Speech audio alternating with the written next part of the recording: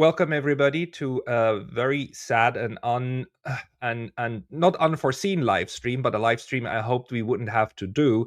In fact, just a few hours ago, the big war between the United States, Israel, and Iran started, and it started in a way that some people predicted that it would be a joint attack. Although I must say the latest chatter was, of course, that Israel would strike first and then provoke a reaction by Iran, which would then draw in the United States. But no, that's not what it is. It is a joint strike, and Donald Trump has already declared it. The pictures that are coming out of Tehran look pretty bad. Large plumes of smoke. And I am very happy to be joined by my friend and colleague, Dr. Warwick Powell in Australia, in Brisbane. Warwick, welcome. Well, what terrible circumstances to be with you tonight, but it's always a pleasure to join you. Thank you. No, and it is absolutely horrible. Thank you for making the time, because we just need to discuss what this now means. I do think that this day, the 28th of February, 2026, will be remembered the way that we do remember the 24th of February 2022. You know, the time when the war against the full out war, the special military operation between Russia and Ukraine started. This changes things. But before we start, I would just like to go very briefly over what we know so far. This war started with a U.S.-Israeli joint attack. We have not that many pictures right now from Iran. I know that Glenn Deason managed to speak to Mohammad Marandi already, so it seems that some kind of communication with Iran currently is possible. And most importantly, what we have is a pretty unhinged speech by Donald Trump. And before you and I talk, I want us to listen to that, because he basically, in my view, he just declared war, and he declared it in one of the most difficult ways for the United States to ever come out atop of this. Here is Donald Trump speaking to us about a few hours ago. It's again, for everybody, it's the middle of the night in the United States. It's like the attack began at like 1 a.m. US time. It must have been about 6 or 7 a.m., maybe 8 a.m. in Tehran when the attack started. And here's Donald Trump in the dead of night giving a speech. The United States military began major combat operations in Iran. Our objective is to defend the American people by eliminating imminent threats from the Iranian regime, a vicious group of very hard, terrible people. Its menacing activities directly endanger the United States, our troops, our bases overseas, and our allies throughout the world. For 47 years, the Iranian regime has chanted death to America and waged an unending campaign of bloodshed and mass murder, targeting the United States, our troops, and the innocent people in many, many countries. Among the regime's very first acts was to back a violent takeover of the U.S. Embassy in Tehran, holding dozens of American hostages for 444 days. In 1983, Iran's proxies carried out the Marine barracks bombing in Beirut that killed 241 American military personnel. In 2000, they knew and were probably involved with the attack on the USS Cole. Many died. Iranian forces killed and maimed hundreds of American service members in Iraq. The regime's proxies have continued to launch countless attacks against American forces stationed in the Middle East in recent years, as well as U.S. naval and commercial vessels and international shipping lanes. It's been mass terror, and we're not going to put up with it any longer. From Lebanon to Yemen and Syria to Iraq, the regime has armed, trained, and funded terrorist militias that have soaked the earth with blood and guts. And it was Iran's proxy, Hamas, that launched the monstrous October 7th attacks on Israel, slaughtering more than 1,000 innocent people, including 46 Americans, while taking 12 of our citizens hostage. It was brutal, something like the world has never seen before. Iran is the world's #1 state sponsor of terror, and just recently killed tens of thousands of its own citizens on the street as they protested. It has always been the policy of the United States, in particular, my administration, that this terrorist regime can never have a nuclear weapon. I'll say it again. They can never have a nuclear weapon. That is why in Operation Midnight Hammer last June, we obliterated the regime's nuclear program at Fordow, Natanz, and Isfahan. After that attack, we warned them never to resume their malicious pursuit of nuclear weapons, and we sought repeatedly to make a deal. We tried, They wanted to do it. They didn't want to do it. Again, they wanted to do it. They didn't want to do it. They didn't know what was happening. They just wanted to practice evil. But Iran refused, just as it has for decades and decades. They rejected every opportunity to renounce their nuclear ambitions, and we can't take it anymore. Instead, they attempted to rebuild their nuclear program and to continue developing long-range missiles that can now threaten our very good friends and allies in Europe, our troops stationed overseas, and could soon reach the American homeland. Just imagine how emboldened this regime would be if they ever had and actually were armed with nuclear weapons as a means to deliver their message.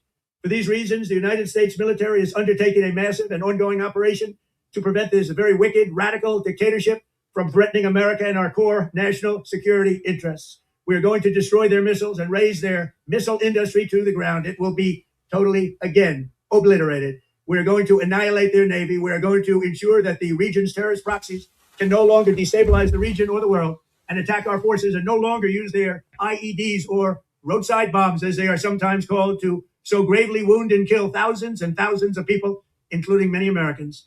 And we will ensure that Iran does not obtain a nuclear weapon. It's a very simple message. They will never have a nuclear weapon. This regime will soon learn that no one should challenge the strength and might of the United States Armed Forces. I built and rebuilt our military in my first administration, and there is no military on earth even close to its power, strength, or sophistication. My administration has taken every possible step to minimize the risk to U.S. personnel in the region. Even so, and I do not make this statement lightly, the Iranian regime seeks to kill. The lives of courageous American heroes may be lost, and we may have casualties. That often happens in war. But we're doing this not for now. We're doing this for the future, and it is a noble mission. We pray for every service member as they selflessly risk their lives to ensure that Americans and our children will never be threatened by a nuclear-armed Iran. We ask God to protect all of our heroes in harm's way, and we trust that, with his help, the men and women of the armed forces will prevail. We have the greatest in the world, and they will prevail. To the members of the Islamic Revolutionary Guard, the armed forces, and all of the police, I say tonight that you must lay down your weapons and have complete immunity, or, in the alternative, face certain death. So, lay down your arms. You will be treated fairly with total immunity, or you will face certain death. Finally, to the great proud people of Iran, I say tonight that the hour of your freedom is at hand. Stay sheltered. Don't leave your home. It's very dangerous outside. Bombs will be dropping everywhere. When we are finished, take over your government. It will be yours to take. This will be probably your only chance for generations. For many years, you have asked for American help, but you never got it. No president was willing to do what I am willing to do tonight. Now you have a president who is giving you what you want. So let's see how you respond. America is backing you with overwhelming strength and devastating force. Now is the time to seize control of your destiny and to unleash the prosperous and glorious future that is close within your reach. This is the moment for action. Do not let it pass. May God bless the brave men and women of America's armed forces. May God bless the United States of America. May God bless you all. Thank you. Unhinged, insane, incredible, a declaration of war, a declaration of war crimes. I just must remind everybody: police forces are civilian forces. Police forces are not legitimate targets in war. Even more insane than anything before. Please, Warwick, your reactions. Well, I'm glad, firstly, that you played it on fast forward, because it's the second time I've watched it in the last few hours, and I don't think I could have sat through it again at normal speed. A number of reactions. Obviously, this is the peace president explaining how he is the peace president. I'm being facetious, of course. If we actually break down a little bit of what's happened to date and also what is included in that speech, I think it is quite clear that the United States has, for a long time, and particularly this administration and the machinery of state that supports it, has had the Iranian government in its sights. And we have had a declaration clearly of regime change tonight.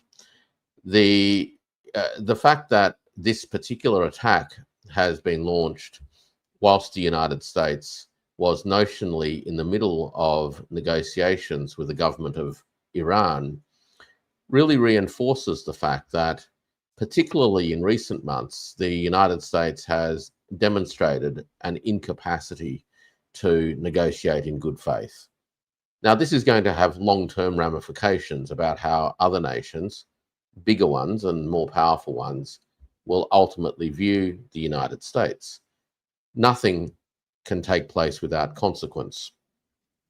I also noticed that he talked a lot about, you pointed out that he essentially declared war, and he talked about it in both religious terms and in noble terms.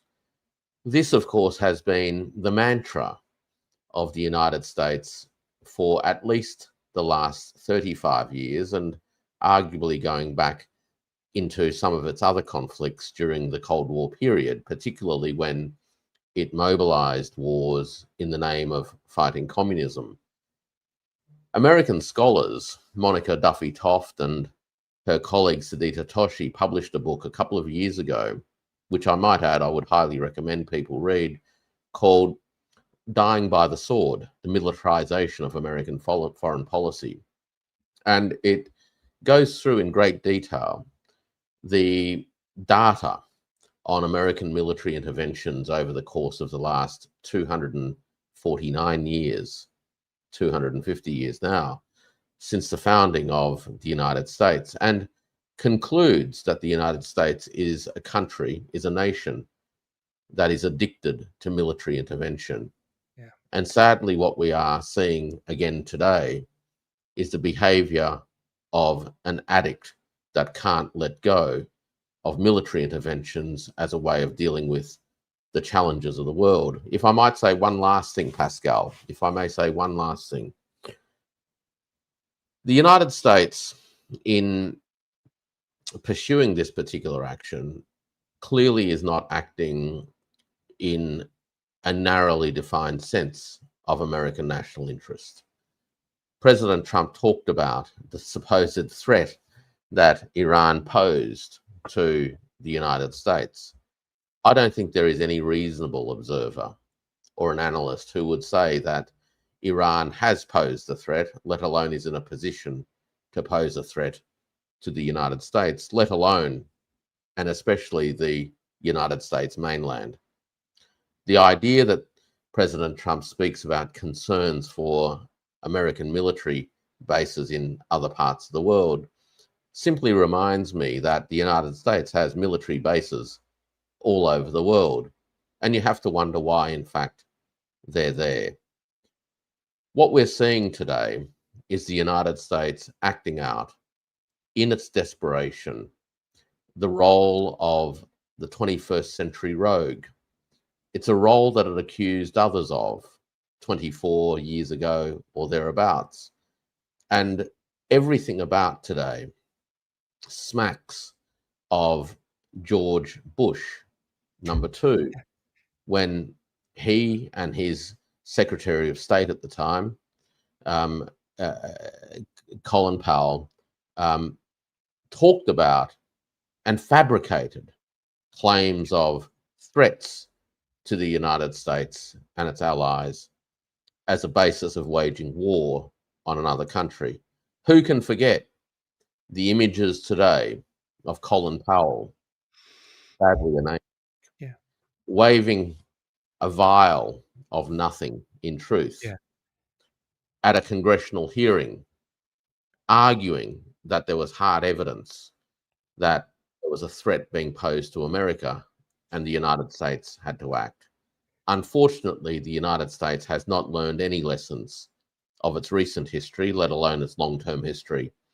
And we are seeing a repeat of American violence being exacted on a government that no doubt American governments in particular don't like, but which clearly does not pose a threat to America or to Americans.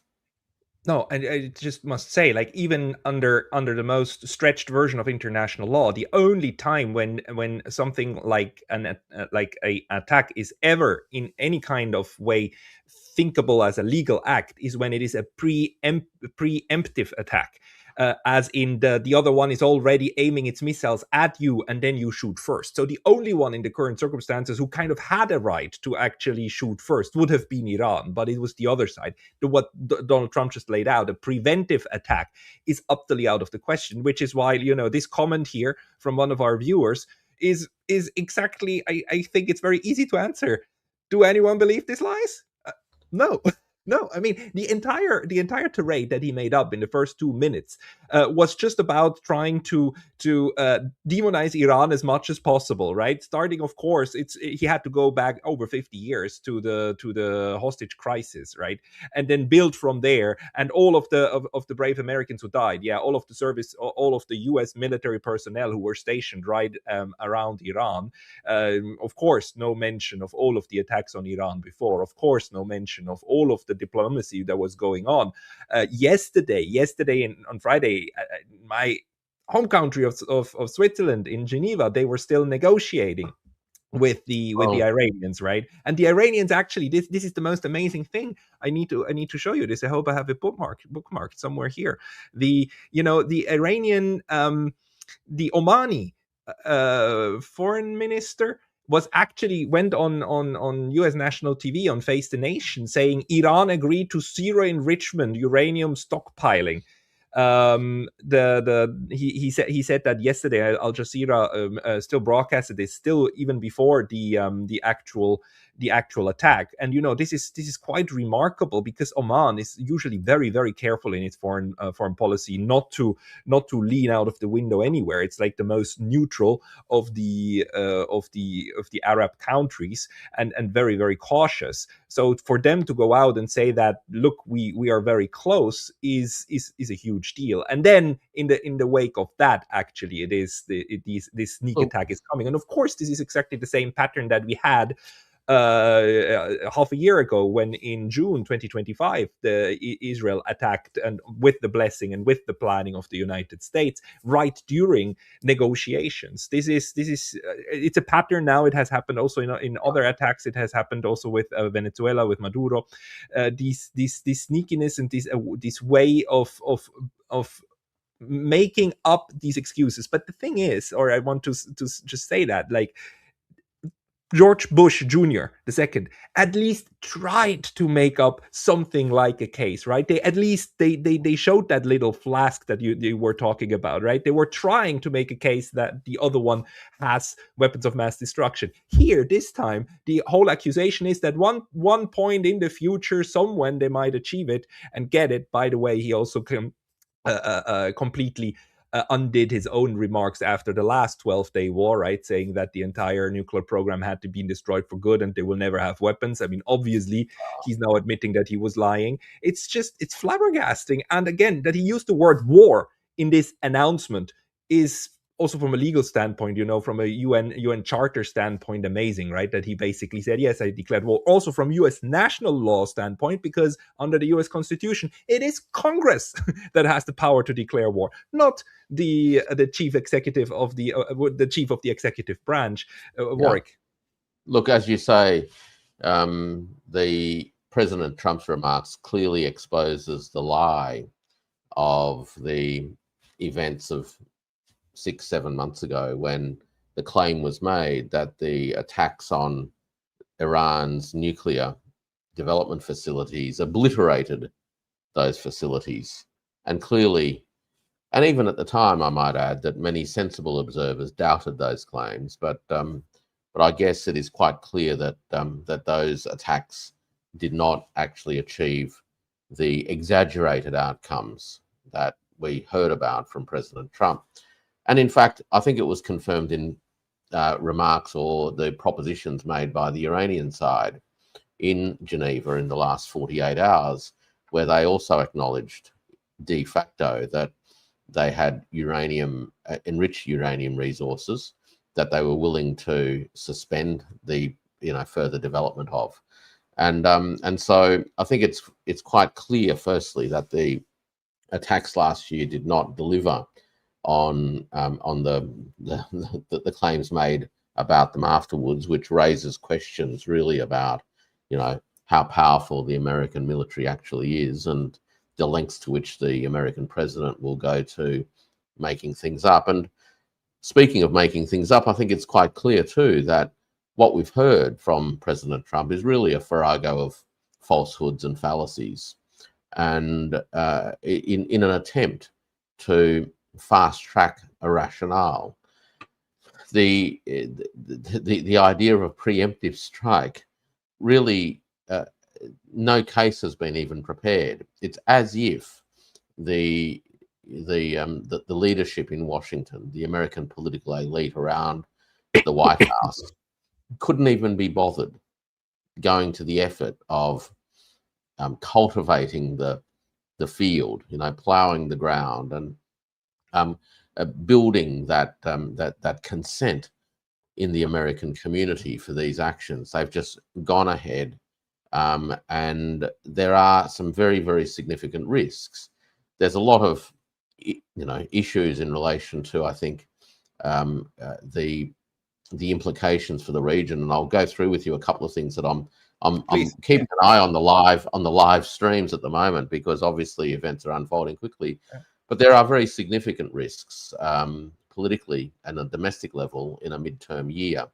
If these things don't go well, then we're likely to see, we're likely to see the unfolding of significant political uncertainties, where the White House could well be, when it's backed against the wall, looking for ways in which it could suspend midterm elections or intervene in those processes in its own interest. But I'm reading live updates at the moment, and they're unconfirmed. Well, they're partially confirmed, if you will, but Iranian missiles have attacked the airbase in Qatar. The most predictable one, yeah. In the airbase in Kuwait, the airbase in the UAE, and the US Fifth Fleet base in Bahrain.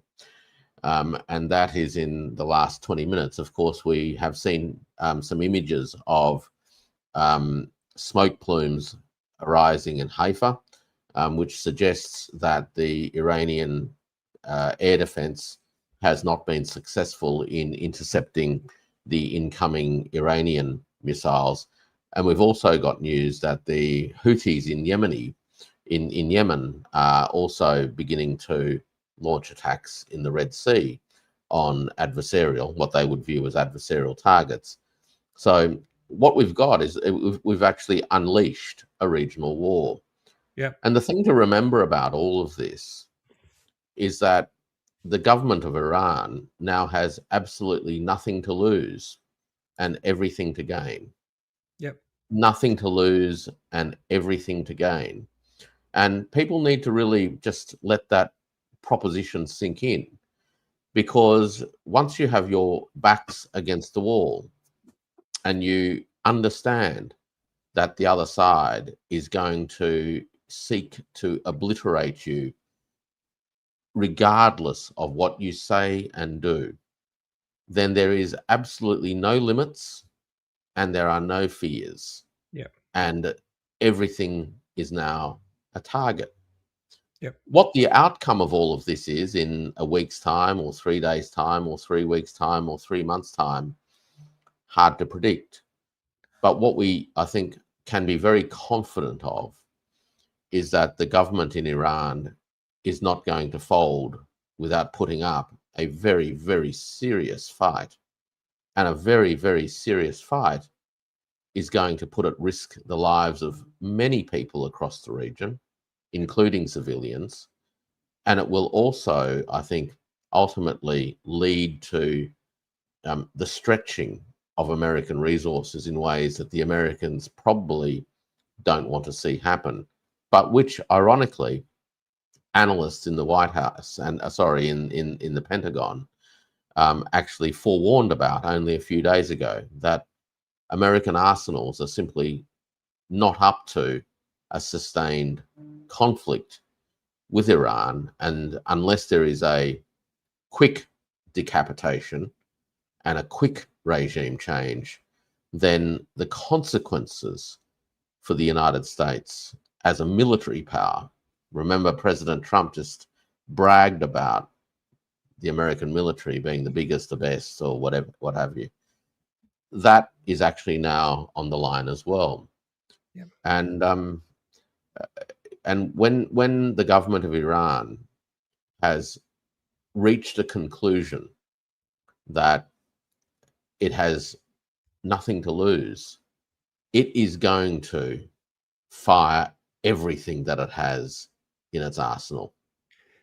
Yeah, because why wouldn't you? Why wouldn't you do everything you can, and why wouldn't you shoot at anything that's possibly there if you know that you're going to die anyhow if you don't try? So I mean, you just created the logic. And that speech by Donald Trump, and for everybody who just joined the live stream, we watched earlier the 8-minute speech by Donald Trump that he gave, in which he made some of the dumbest remarks ever. If you really, or the smartest remarks, if you really want to pin yourself into a corner from which you will have no escape whatsoever.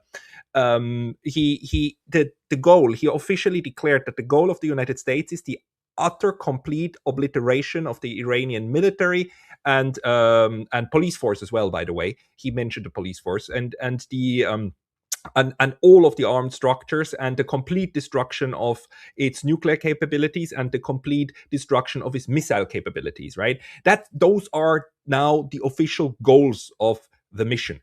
If those are not achieved, then anything short of that is going to obviously count as a failure. I mean, this is an insane goal to set. You basically, I mean, he envisions a Berlin 1945 type of end to this, right? A complete, utter eradication of the Islamic Republic. He also said, but and must emphasize this, he's counting on the help of Iran to achieve that, right? He said the people of Iran now must step in, and once the bombing is over, take over the government, right? So the entire battle plan, at least according to what he shared with the world, is that the US goes in, bombs everything out to smithereens, and then the people who were bombed, the very people on who the drums were dropped, are then supposed to go and finish the job and overthrow the government.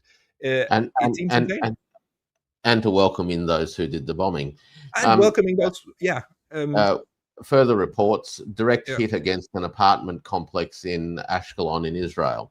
Yeah. Now, what that tells us again is air defense capabilities in Israel are clearly being stretched. We know they don't work. Yeah. Well, that I think we saw that in the 12-day war, right?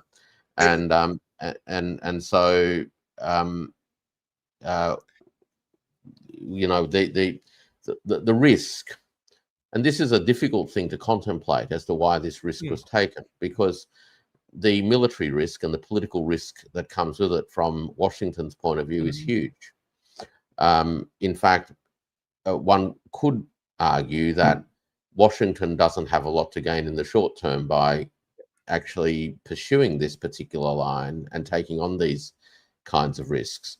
But when you are as intertwined with the interests of the Israeli lobby and facing political difficulties in a midterm election year, then obviously the administration in a desperate position is willing to do desperate and dangerous things.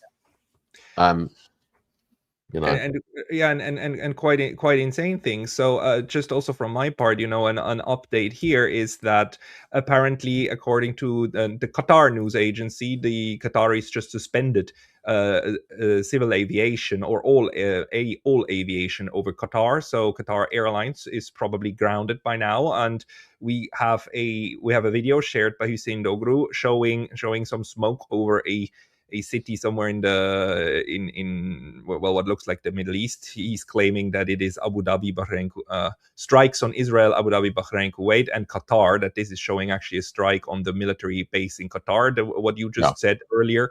So we know that these places are not defendable. We know that the whole idea of missile defense was a highly optimistic kind of maybe we can shoot down 50% kind of calculation from the start.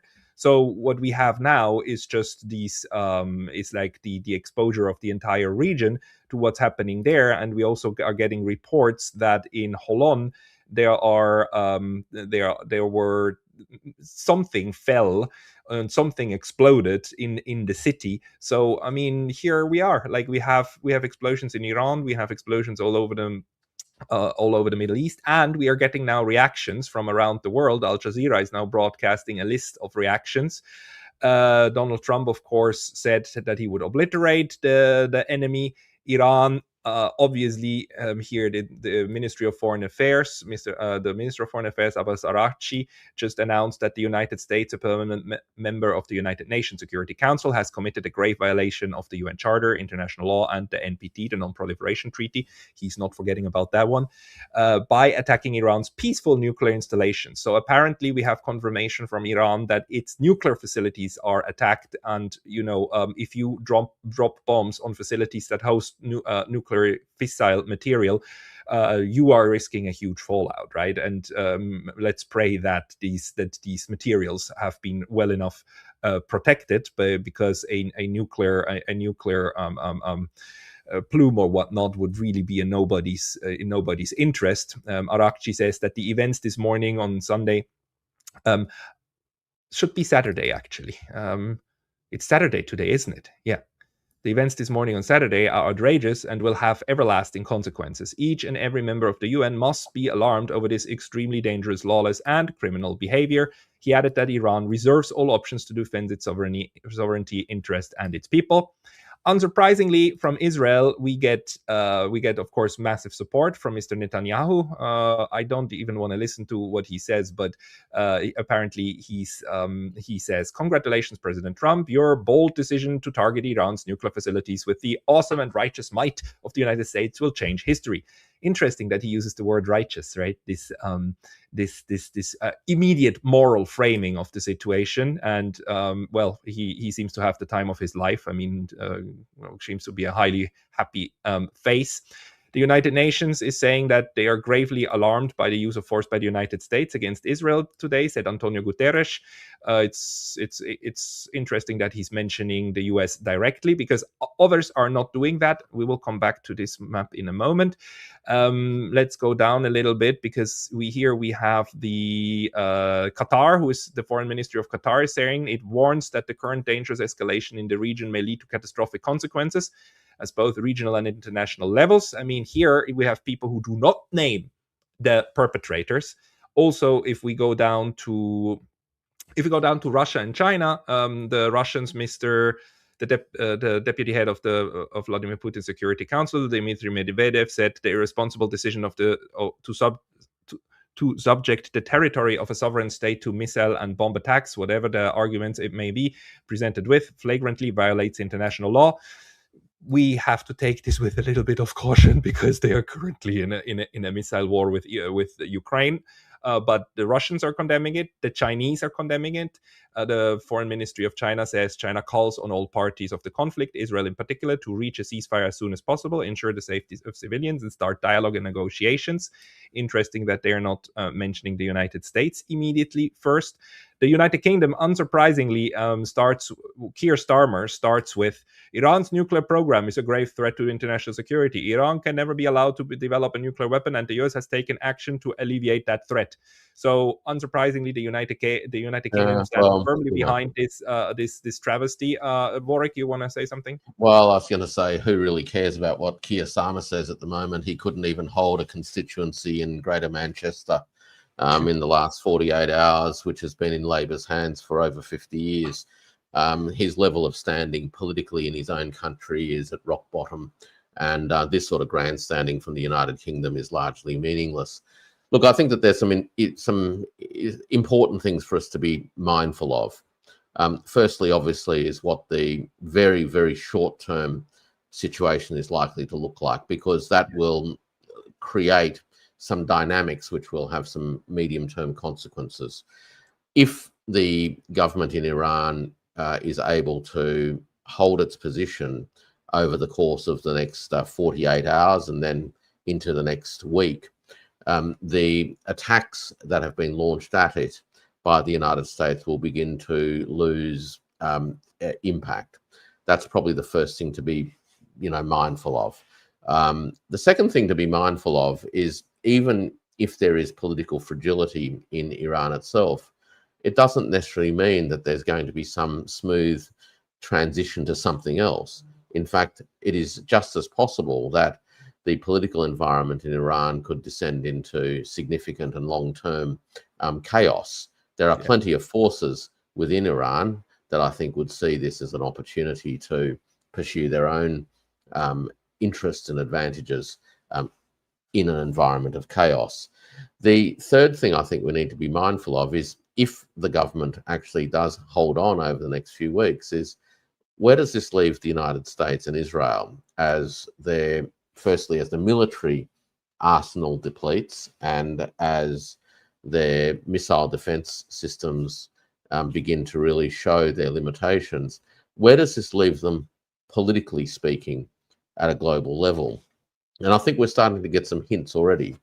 There is clearly some concern, and for good reasons, from around the world about this attack on another country's sovereignty by a permanent member of the Security Council. Clearly, this is a worry for people everywhere. The second thing, though, is that if this spills over into creating longer-term instabilities in the United States itself, it could open up a Pandora's box around the world for all sorts of reactions which are quite unpredictable. And it, well, who knows what will happen? But this is the kind of risk that the United States has taken with this move, which is incredibly, well, the fact that an administration would take this kind of risk says something about the way that it is evaluating the world at the moment. Yes. Right? It must have a view that its position is perilous. Its standing as the legacy hegemon of the post-war, post-Cold War period is, well, if not under threat, has already been, undermined by circumstance and the passage of time. And it is seeking to assert itself in ways that will preserve a position of some sort. Because what country undertakes these actions when the risks are not foreign to them? It's not like the military heads in the Pentagon have not warned of the real risks involved of not being successful. And despite all of this, the president has gone down this path. I think this tells us something about where the White House and the American political elite are at in terms of their own headspace, as far as how they think America is standing in the world and how they think they need to respond at the moment. It's almost like a wounded animal lashing out. And yeah, and I mean, it goes so far that I really wonder if you back yourself that much into a corner like Trump just did. I mean, were you personally threatened? Was this also on the Trump administration kind of a last-ditch effort to try to somehow save themselves? I mean, it doesn't make sense that you, even with this speech, that you then back yourself that much into a corner from which you will never ever get out again, unless you achieve the total obliteration of the enemy, from which your own staff told you is almost impossible to achieve. And we don't have the means to actually to pull this off. That was in the news just like 2 days ago how Well, and I think that there's two other points to bear in mind. That as horrible as this is for the people and the countries that are directly affected, there are many people watching around the world who are also aghast at America's behavior.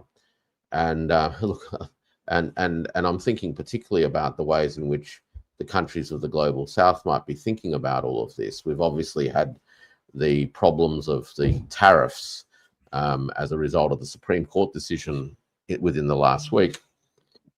And now we have, this. America is clearly behaving in ways that, does not engender a sense of calm and stability in the world. And if you're anyone else in the world, put aside you know, the usual suspects, you know, Starmer and the rest. Everyone else, I think, will be very alarmed at this kind of behaviour. So that's the first thing. I think the other thing that will alarm people, and they'll be watching this very, very closely now, is what this does to the short-term and the medium-term global energy markets, because we haven't yet seen any serious reports on what's happening in the Straits of Hormuz, but we know that in the weeks leading up to tonight's events, that the government in Iran has made it quite clear that it is preparing to close the Straits of Hormuz, not just to Iranian oil, but to everything else that comes out of that region. Now, broadly speaking, that's about 60% of global oil. 60% of global oil. Again, let that sink in for a moment. And the other thing to remember about global oil is that folk in the United States will think, well, we've got plenty of shale, we'll be okay. But not all oil is the same. So the qualities and the attributes of different oils are important for different kinds of fuel. And the material coming out of this part of the world is particularly suitable for things like diesel, which ultimately underpins most of the machinery of advanced economies, including that of the United States. So the United States itself won't be unscathed, but the global diesel market is going to be affected by this. The last thing I'll say on this particular sort of broader set of questions is, and I think perhaps it's one that we can just sort of leave for people to sort of think about themselves, and maybe make comments in the comments, is that only a few days ago, India's Prime Minister Modi visited Israel and described India as the motherland and Israel as the fatherland, and I think, given these attacks, these preemptive, quote unquote, unprovoked attacks on another country, it does raise big questions right across the globe, and particularly in the global south, about India under its current administration, and ultimately where it stands on these pivotal questions of global war and peace. Now, I'll just leave that hang there, because I think it is a much bigger topic than one that we can cover today or tonight. But they're sort of some of the broader ramifications that, frankly, Donald Trump, in his 8 minutes of quasi-religious, speech, the righteousness and all that sort of stuff, has literally opened this monstrous Pandora's box, and I'm not convinced that, in fact, there's been any serious thought about this in Washington at all. Sitting here in Australia tonight, I'm waiting for the Australian government to react, and I won't be surprised if it reacts in ways similar to Keir Starmer's reactions, right, which will itself lead to domestic reactions, because there are many people across the Australian community that I don't think will accept a national government that kind of shrugs its shoulders and says, well, Iran was going to have nuclear weapons. Well, we had the American president 6 months ago tell us that he'd obliterated the Iranian program. And the idea that somehow within 6 months an obliterated program can suddenly reappear and be the kind of threat that it's claimed to be is an absolute nonsense, right? And so I think we're going to potentially see a whole range of public reactions across the world that perhaps were never quite anticipated either, leading to more stresses, particularly in the West, right, where I think people are tired of political elites who prioritize the things that seem to animate the political elites, but at the same time lose sight of the things that matter to the ordinary people on the street. It's I mean, how is this going to improve the lives of Americans? How is this? I mean, this will kill Americans. This will suck up even more resources. It's just hard to see how this is in any way, shape, or form to the benefit Exactly. of the Americans. And let me just show you this comment. Let me just show you this comment here. MAGA is over. I think Mr. One Boston. I mean, yeah, this is the end. This is the end of MAGA. Yeah. I mean, unless Donald Trump wins this war within the next 3 days, I honestly, I just don't see how they would do that. But then again, they also did Maduro. But yeah. Well, he talked about Iran endangering America. I don't think there's anyone who actually seriously agrees with the idea that Iran today, in any shape or form, poses a danger to America. And so, from the get-go, the entire rationale for this intervention, I think, is dubious. And it really, because it's dubious, it raises a lot more questions about what the loyalties actually are. And if it's not really about defending America, and it's not, then what is it all about? And well, again, I'm sure that there'll be plenty of people with many views about what it could well be about, but I don't think that there is any credibility at all in the rationale articulated by President Trump overnight in the last 6-7 hours or whatever it is, and I don't think that the majority of people across the world have accepted that as the rationale either. And so in some respects, not only does the government of Iran, I think, have a view that it has nothing to lose, it perhaps also has a view that, and maybe this is a little bit of an unusual position for the government, but it might even think that it has plenty of support around the world, which would be an unusual experience in some regards. Yeah, certainly for Iran, which has been under so much threats, and it is under UN sanctions, right? And it is under UN sanctions because back then, when they were taken in the 2000s, Russia and Iran did not oppose them. This time is definitely over, right? You cannot get rid of these sanctions now because the mechanism is such that the 5 permanent members would need to agree to get rid of them, and of course that won't happen. But so just let me show you, like, what they chose to bite off. I mean, Iran is even larger than it looks like. I like this little map thing here, but just look at the size of this thing. Just look at the size of this 3 or 4 times the size of Germany. It's a big, complex, geographically, geologically, demographically complex place. It has tens and tens of millions of people. This 90 is not million people. This is not some walk in the park, and I think people often forget this. That the other thing that people forget is the sense of many people in this region and in this country as being part of a long line of a continuous civilization. It's a civilization state. Now, why does that matter?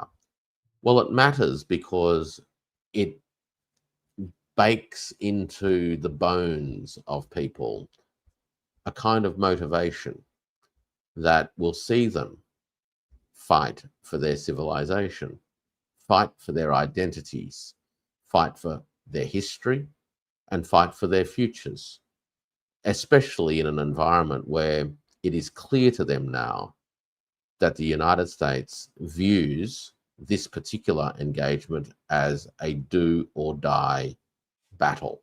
And when you have nothing to lose and you have the strength of thousands of years of civilization that you can draw upon to motivate yourself, then there will be, I think, more people than imagined who will rally around the government of Iran. That's my suspicion, than many people in the West could imagine.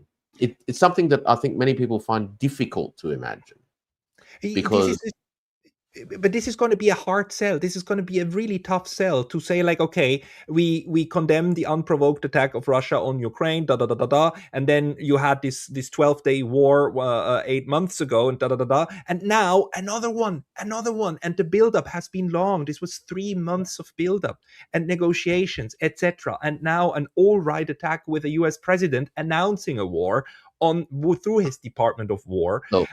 This is, I mean, even in the West, even in Europe, this is going to be very tough to sell. And let me just show you for 1 second. I mean, here we have one more. Whatever shreds of moral foundations there may or may not be on some of the other issues that you touched on, that's over.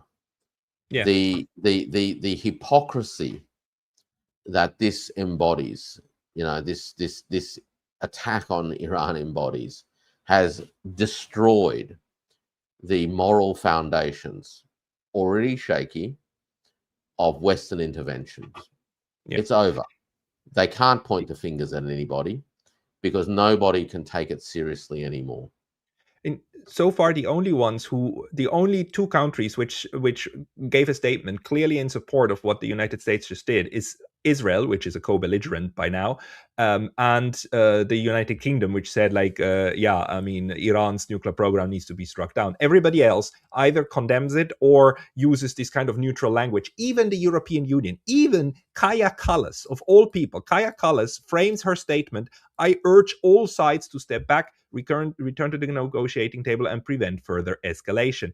Even Kaja Kallas and the French actually say, foreign minister says that the parties urged the parties to exercise restraint to avoid any escalation likely to lead to an extension of the conflict.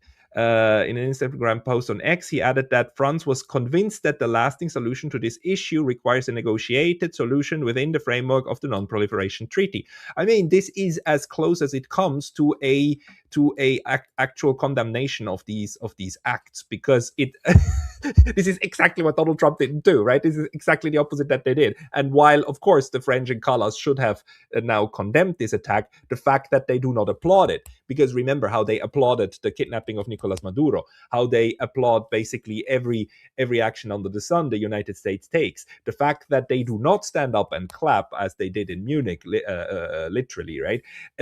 Tells us that even they are now aware that if they praise this kind of stuff, it might just not fly with their populations. It will be interesting to see how Western media will try to spin this and try to, probably spinning it by always introducing what happened with 1 or 2 paragraphs of all the evil deeds that Iran has done over the last 50 or so years. Yeah. But there's just there's not enough lipstick on this world for this pig. Yeah, look, I think it's a great description. It's a pretty ugly pig. There isn't enough lipstick. The rhetoric and the case clearly isn't based on solid ground. And look, I think it's fair to say, in fact, that this attack on Iran is motivated largely by Israeli concerns and Israeli interests. And these aren't the interests of North America, of America. These aren't the interests of Americans at large that are at stake.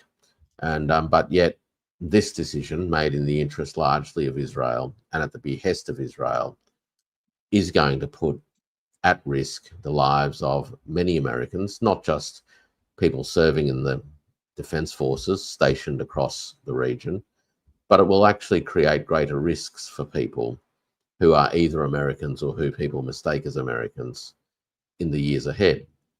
After in the early 2000s, I remember many people who were traveling around the world as tourists and travelers would wear T-shirts, Pascal, which says, "I'm not an American." Right.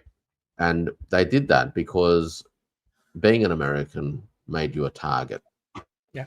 Now, unless you can actually fully obliterate the memory of a civilization, in other words, successfully execute genocide, then the risk you run with these kinds of escapades is that there will be a lingering sense of resentment and anger that will carry on for generations, and that will actually make the world less safe, not only for Americans, but for many other people as well. This is the irresponsibility of a regime in Washington that puts its own interests ahead of everyone else's. Yeah. And in fact, in doing so, Pascal, undermines its own interests as well.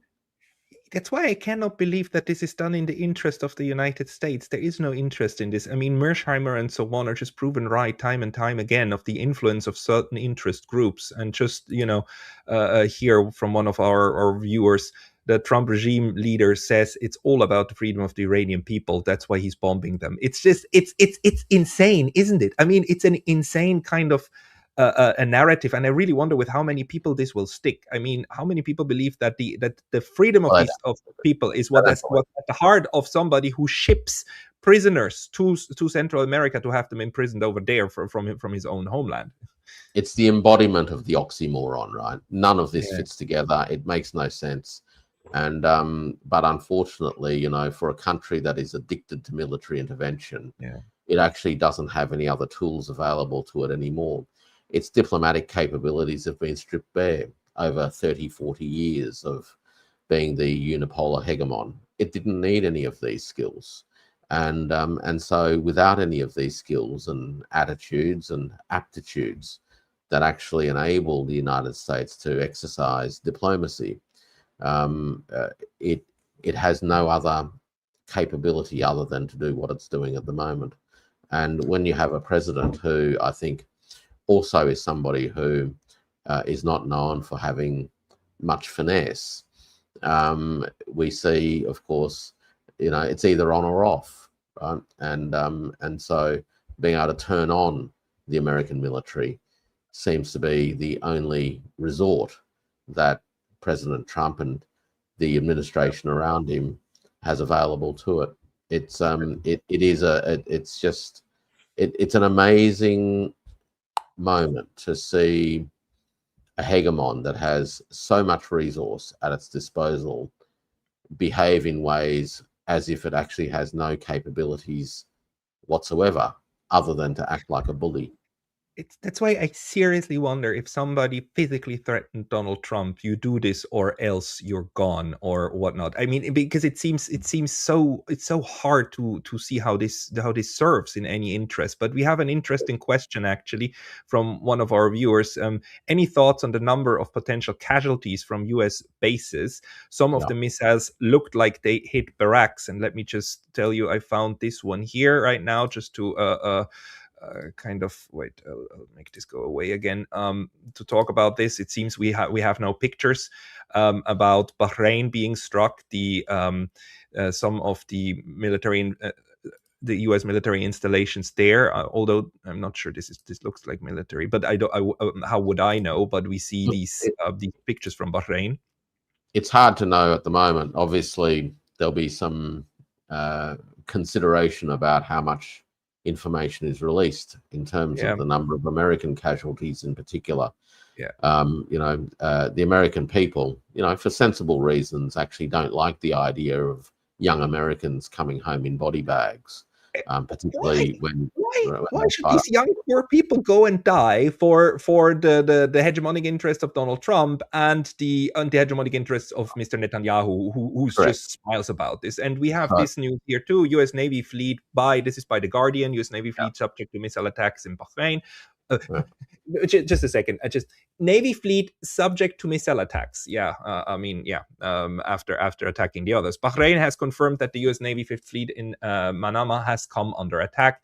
In a brief statement via the Bahrain news agency, the country's national communication center said that the service center of the Fifth Fleet has been subject to missile attack. Further details will be provided in due course. The public is urged to follow instructions. So we have official recognition that in Bahrain the Fifth Fleet has been attacked. Absolutely. And this is surprising because not surprising. Sorry, this is new because Iran over the last 2 decades was exceedingly exceedingly careful to actually not kill U.S. service personnel, even when it struck U.S. installations, like when Mr. Soleimani got killed. Do you remember how they got out of that? Soleimani killed everybody up in arms, and Iran then targets a U.S.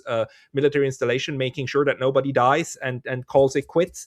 And they did the 12-day war again. They call it quits once the president, once the U.S. offers this to end, and now this is why this time's different, right? This is why this time's different, and this is an orchestrated tit for tat. This was an unprovoked attack on Iran during the course of negotiations, when Iran made clear that if it was attacked, it would treat it as a full-on attack and would respond accordingly. This is not an unexpected reaction, and we are going to need to watch closely now. What happens next 24 hours, of course, and then perhaps the next 70. The two things I think we need to be really watching for is the extent to which Iranian attacks are actually penetrating and having an impact. That's one, because that obviously has a material effect on on a few things. One is obviously the capacity of Iran's adversaries, the United States and Israel and others, to continue to attack them. But it also has an effect on the morale of the people in Iran, which leads to the second issue that I think it's important to keep an eye on now, which is the extent to which the regime change operation can kick into gear on the ground, which would lead to domestic instabilities in Iran that may create its own problems. Now, I'm going to, I know it's a live broadcast, but I'm going to need to go in a moment, I'm afraid, Pascal. But yeah, look, it's look, we hastily put together tonight's discussion because this incident isn't an event that is isolated anymore. No. Its ramifications are global, and everybody in the world needs to be very, very, I guess, concerned about it. Can I just ask you a last question, because your specialty is actually economics? Like, what do you expect what this will do? I mean, if the Strait of Hormuz gets closed, of course, then this is going to be huge for oil and energy markets. Anything else that you expect? And also, like, the timing, Saturday, do you think Donald Trump has the hope that by Monday, when the markets open again, something might be better already? Well, that's always the American hope, isn't it? To do the dirty work when the markets are closed, and then come back on Monday and it's business as usual. The real risks, of course, is that well over half of global oil supplies come through those straits, and it is going to be incredibly disruptive. Now, it will be uneven in terms of its disruptive effects. Prices will rise. The question will be how well prepared different countries are in terms of their stockpiles to cope with the situation over, say, the next 4 weeks or even longer. Now, I mean, I've written quite a bit about China and the Straits of Hormuz actually last year when these issues unfolded, and I had a good look at the situation. And look, it will affect China, of course, but China's got about 6 months worth of stockpiles and possibly a little bit more now. But it is going to have an incredibly disruptive effect. Now, what that will do in midterm elections will also become very, very interesting, right? The very last question, very, very last one. Do you think if this war is not over within a week, do you think the Trump-Xi meeting will take place in April or March? End of March.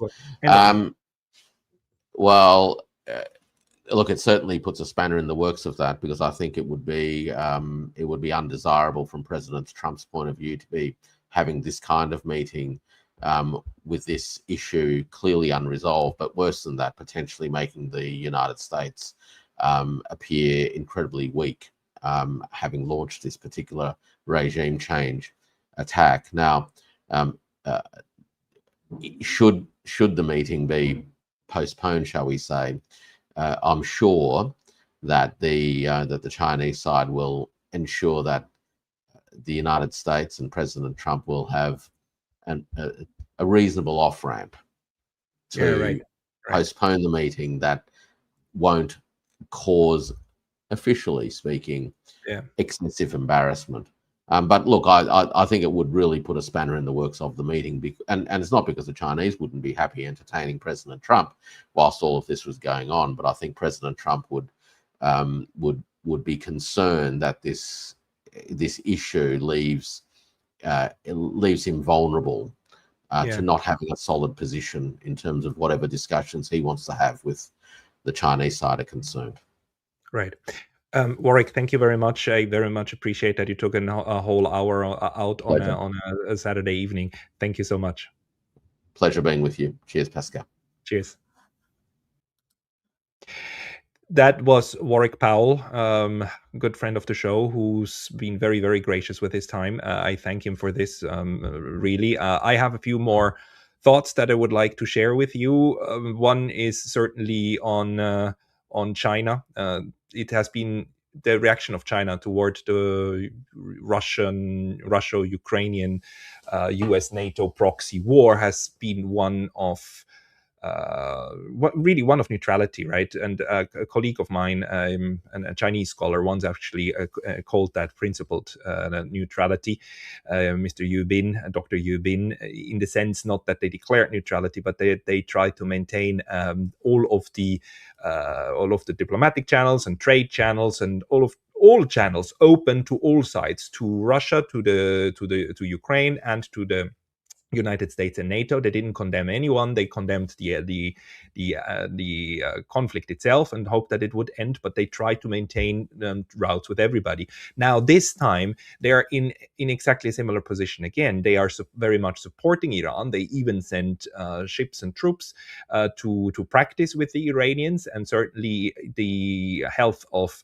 Iran and the Islamic Republic of Iran is very important for China, but at the same time, they have certainly no interest of getting directly involved in the conflict with the United States, even if one might think that what's happening with them in the Pacific would entice them to actually support even more. The main interest of China that I see is one that goes in both directions and maintains the relationship with the United States, maybe even acts as a mediator if that ever should become something possible. I mean, for now, as we have seen, Donald Trump is thinking exclusively in terms of obliterating and annihilating Iran. He said so in his speech. How far this will go, we will see. We don't know. We have no news yet out of Iran itself of who got struck, whether the Ali Khamenei, whether the Ayatollah is still alive, or who got targeted. We have these statements by Mr. Arakchi, the foreign minister. So we can suppose that he is alive and that the Iranian government hasn't been hit. We are now getting news via via Twitter that apparently also in Dubai their installations were struck. And again, if we go and look at this map of the of Iran, you do understand, right? I mean, this entire region here hosting U.S. military bases is now heavily under fire as well.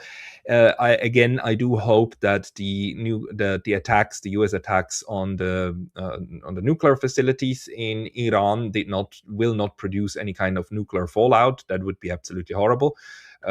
So far, what we've seen, the pictures we've seen coming out of Tehran show smoke plumes. So we must suppose that probably military installations in the city were hit. It wouldn't surprise me, though, if the Americans also tried to take out the communication facilities. They've been doing that before as well, especially also in the Yugoslav war. They immediately went after TV stations. So maybe, and they did so last time as well in the 12-day war. They bombed the national TV broadcaster with Mohammad Marandi still being there at this site and almost getting killed back then. So this is certainly going to be a very dirty war and a very ugly one. That's very much to be expected. I would add at this point again that the that this unleashing of a war, which now, according to Trump's own statements, has the goal of regime change, right? This little speech, for those who haven't seen it yet, I recommend it very strongly that you go and listen to these 8 minutes. They are quite unhinged. They are a declaration of war. I mean, he uses the word war, and the goals declared are the complete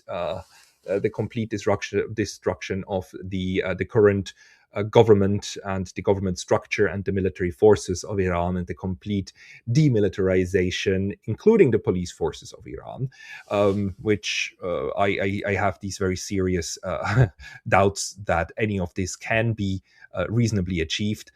Because again, the United States was already running low on missiles, and now will expend even more of those. And Iran, as we have seen before, has a huge territory, and it has its missile capabilities distributed all over the country. One of the first targets now that I think that the United States will go after is the production facilities, so the installations, the production places of missiles, right, in order to impede the Iranians from constructing more missiles. But the ones that are already installed, we can expect will be launched toward Israel, and this will be a bloody affair. I would not be surprised if Israel again closes its borders, not just for people to come in, but to prevent people from going out. If it is true that now already in some of the larger Israeli cities there were explosions, then we should not be surprised if the Iranians actually went this time after the economic infrastructure of Israel. That's something they didn't do in the 12-day war. They didn't try to cripple the civilian infrastructure of Israel. They attacked targets that were linked, that were either directly military installations, or that were linked to the military inside the cities.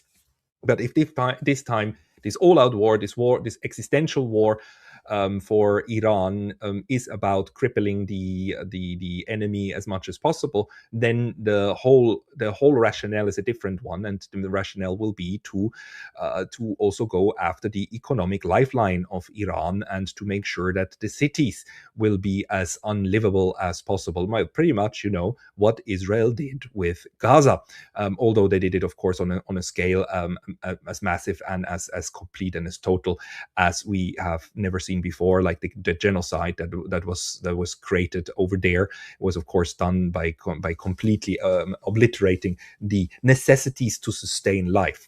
This is something that we cannot expect Iran to be able to do to Israel, because the amount of bombing that is needed, of conventional bombing, the only way you could achieve it would be through nuclear bombs, and we know that Iran doesn't have those, right? It's utterly clear they don't. So if Iran goes after the economic lifeline, the problem there is, of course, that the Israelis have nuclear weapons, right? And that Iran's calculation now will be one of trying to inflict as much hurt on Israel as possible, without actually giving the impression that it is about to annihilate Israel from the map, right? Because as soon as Israel gets the impression that it itself is under existential threat, well, you will use the weapons that are designed to prevent that. So Iran itself is also in a very difficult position, naturally, and the objective of the United States now in these first days is to achieve regime change as fast as possible. Again, let me just mention that they said what's going to unfold now will be this trying to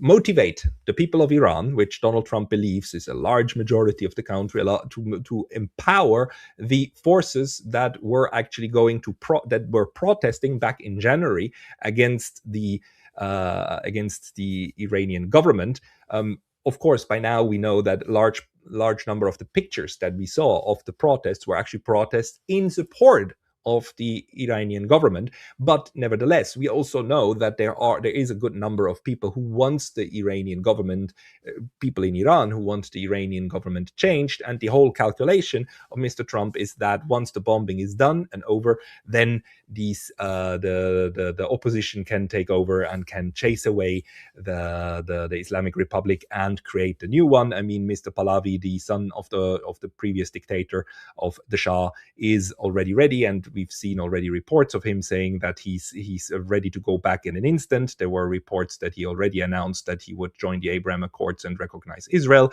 So the entire spiel of the people who now want to exchange the Islamic Republic government with a puppet regime of the United States and Israel are in place, and they seem to be enthusiastic about this. Obviously, otherwise, I suppose Mr. Trump wouldn't have started this war. Although it's really hard to see, again, for me, how he came up with the calculation that this will help him.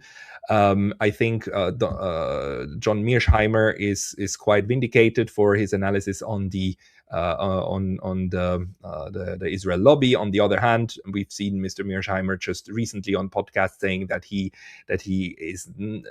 thinks the likelihood for a war with Iran is slightly lowered, because a lot of the military top brass in the United States actually came officially out and said a war with Iran is not a good idea. The United States is not in a military position to do so.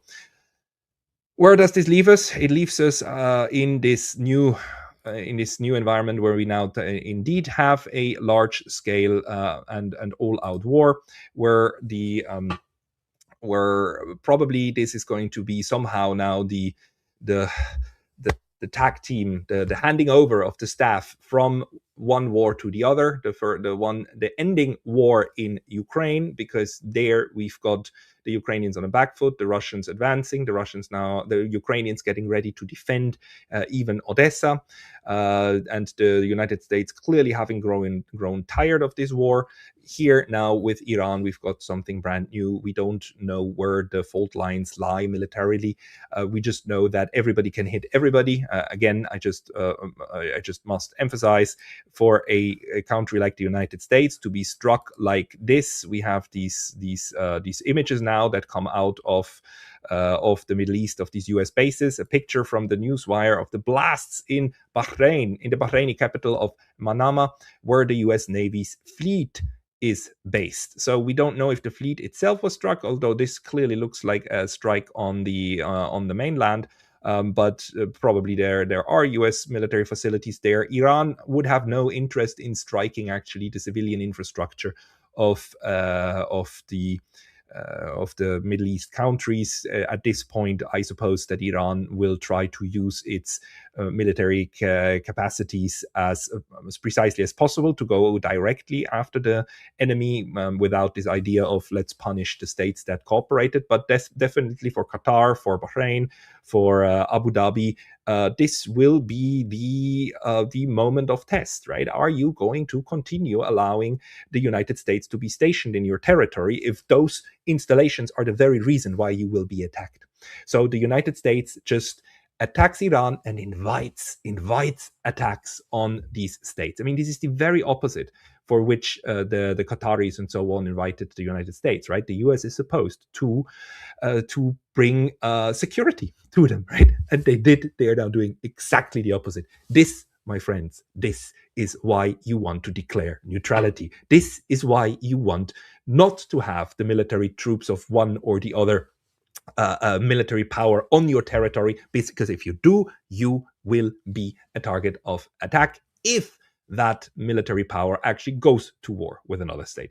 So instead of Qatar, Bahrain, Abu Dhabi, and so on, being able, and Doha, being able to just wait it out, to just take the French position and say like everybody, we should calm down, instead of being Oman, which has been able to try to mediate between these, instead of having that position, instead of having a neutral position and being safe as a neutral country because nobody wants to attack you. No, now you are a target because you must be, because the other one, the enemy of the enemy of your friend must take your friend down, right? And if your friend is stationed at home, at your home, then your home will be attacked.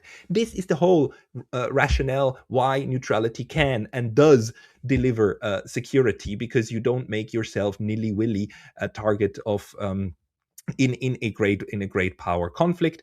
The outcome of this and how badly the U.S. forces will now be. How many people will die, how many US citizens will die, and how many Bahraini, Qatari citizens will die, how many Iranians will die. Nobody knows. We just know it will happen, because these are now real strikes. These are not token strikes like before. This is not like when Donald Trump killed Mr. Soleimani. This is not just a retaliation in order to save face. This is now retaliation in order to survive. And it's going to be a missile war. I haven't heard of anyone talking about actually sending troops to Iran. That would seem an even more insane kind of scenario. I must also point out that this strike started in the morning in Iran during daytime, not at night. So it was a surprise attack, but it was an attack during daytime. I wonder what the rationale was behind that, and for not doing it at like 4 a.m. when people are asleep. I must also emphasize that this is an attack during Ramadan, during the most holy month of the Muslims, and that you wage a war on a Muslim country in the Muslim region of the world is another one of these travesties, to add insult to injury. But this is what we are now living with, and I very much regret that we are now in another war, but one that's even less defensible, one that makes even less sense, and one which, in my perception, is just going to. It's this all or nothing moment for the United States. Either win a large scale war against a primary enemy, right? Because they have three, right? The United States, they have China, and Iran is definitely number 3 on that list, right? So you pick that one, and if they win and manage to get their regime change and manage to get Mr. Pahlavi in and manage to win the entire Iranian nation, well, that the best case scenario, then they've proven it that they're still the top dog. If the second best thing happens and they manage to simply sow so much chaos and so much destruction that Iran itself as a political entity breaks up into little parts, that's the second best outcome from the United States point of view, then you would then what it would prove is that you can still plunge an entire region into chaos, and then also create the refugee streams and so on. What this will do to Europe is anyone's guess. Let's not go that far yet. It would be absolutely horrible. Again, Iran is a country of 90 million people, and most of them, the great majority of them, like more than 80. Oh, okay, I must be careful with my numbers, but the great majority of them, of course, being civilians and having every right to just live a life in tranquility, decency, and the pursuit of happiness. All of them now impacted, and all of them having now to weigh their options and what's going to happen next. I have my Iranian friends. I pray for them. I pray for their families. I hope that people there are fine. But what the United States is now is doing here might, of course, end in the third option, and the third option being that the Iranian regime, by the way, regime is just a way in political science to actually classify governments, but to just talk about governments, it's just also a technical term, but of course it has negative connotations. But what I mean is the Iranian government structure. The Iranian government structure, if that remains in place, if the Islamic Republic as a government and body maintains control, even if the country is damaged, even if their infrastructure is weakened, well, then, and if the United States is forced to stop its attack and is forced to kind of withdraw, even if there's not that many casualties on the US and the Israeli side, but if they're forced to stop it and withdraw, then, well, it just proves that we are not only in the post-unipolar moment, we would be far away from the United States still being a superpower. It would have just fallen one step down to great power. It would be one among others, and that's the great geopolitical risk that they're running here, that they're basically losing and proving that they lost their status as the unquestioned global hegemon. Um, this is it's an incredible folly, and it's incredibly dangerous. It's not dangerous. I mean, this is already. I mean, you're already killing people. I mean, in these strikes today, I wouldn't be surprised if already a couple of hundred people had died, because these bombs are just insanely powerful.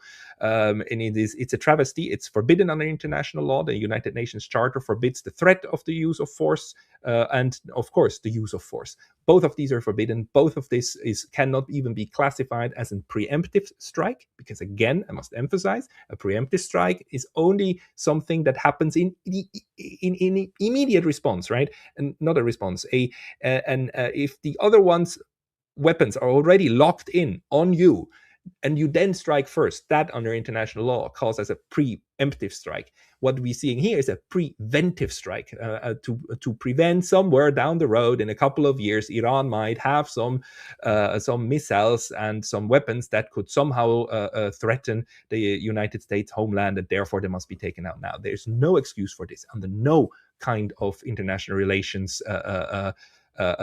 international law. Anyone who will tell you that is the case under whatever kind of abstraction is an idiot and a liar. They have that there is neither under current law nor even previous one an excuse for something like this of an unprovoked attack.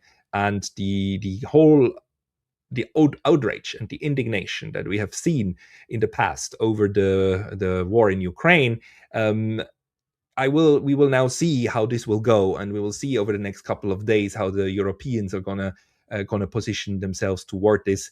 It's for them a lot is on stake as well. Again, refugee streams. Again, also just the embarrassment that now the United States is pulling off something like this after having for 4 years cried foul over the Russia's attack on Ukraine, that now they will be forced to somehow grapple with the United States again attacking Iran. Last time they did that in June, of course, Mr. Chancellor Merz famously said the United States is just doing the dirty work for the NATO alliance. But this, and also the death toll that's going to come out of this, the death toll also on the side of the United States, can be nothing that Paris, Berlin, Rome are gonna look at with joy. It seems to be really only Keir Starmer who has the guts to actually support this, but he is already basically out. I mean, Keir Starmer has so heavily degraded his own position, also with the Epstein files, that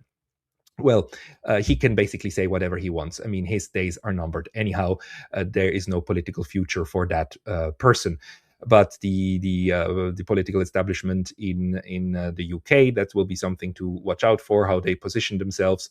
But yes, my friends, I do believe we are now seeing again a new kind of reality. I do think this reality will, in the end, somehow make sense together with the Ukraine war the last 4 years. I do see this as something like the global handover, unless it ends very soon, unless the US is very quick. But again, the way that Donald Trump with his speech pinned himself in, and anything short of regime change is going to be a failure, and a loss of face, and a loss of credibility on the global stage of US military power, not just of the economic might, but of the military might of the United States, that he's gambling the military might of the United States in this Iranian roulette game, is astonishing, especially after his own military advisors told him, we shouldn't do this. This makes no sense for us. This is we might not have the capacity to actually pull this off. Donald Trump, of course, says no, that's not true. The neocons, of course, say no, that's not true. The power of the United States is limitless. We can achieve whatever we want. We have the strongest military on earth, and well, he is now actually putting it to the test, but it will cost many, many innocent people's lives, as so often in these US wars of aggression. I pray for the innocent people, for the lives of the Iranians. I pray for the lives of the people in West Asia in general, for all of the civilians. that they may come out of this unscathed. I pray for the families of my friends in Iran and all around it. And with these words, I bid you good night, and we will talk about this again. Thank you very much.